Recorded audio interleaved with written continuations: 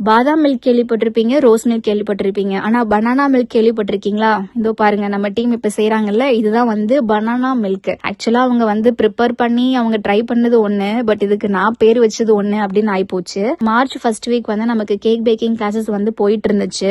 அதுல நான் ஆக்குபைடா இருந்தேன். இந்த கேப்லயே நம்ம டீம் பாத்தீங்க அப்படின்னா ஹெல்தியான ஒரு ட்ரிங்க் ப்ரிப்பேர் பண்ணலாம் அப்படின்னு சொல்லிட்டு டேட்ஸ்ல இருக்கக்கூடிய சீட்ஸ் எல்லாம் ரிமூவ் பண்ணி அது நல்ல சூடான பால்ல வந்து ஊற வச்சிருக்காங்க.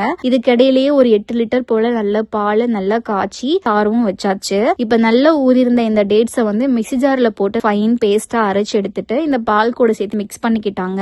இது கூடவே வந்து பனானாவை நல்லா தோல்லாம் ரிமூவ் பண்ணிட்டு கட் பண்ணி அதையும் நல்லா மிக்ஸி ஜார்ல போட்டு ஒரு பேஸ்ட் மாதிரி பண்ணி அதையும் இந்த மில்க் கூடவே சேர்த்து நல்லா மிக்ஸ் பண்ணிக்கிட்டாங்க. பாதாம் பிசின் வேற இது கூட ஆட் பண்ணிருக்காங்க. இது டேஸ்ட் பண்ணி பார்க்கும்போது அந்த டேட்ஸோட சுகர் வந்து பெருசா பத்தல போல, அதுக்காக பிரவுன் சுகர் ஆட் பண்ணி அதையும் நல்லா மிக்ஸ் பண்ணிட்டாங்க. கூடவே இன்னும் நல்ல ஃபிளேவர் ரிச்சா இருக்கிறதுக்காக மில்க் மேடும் வந்து ஆட் பண்ணிருக்காங்க.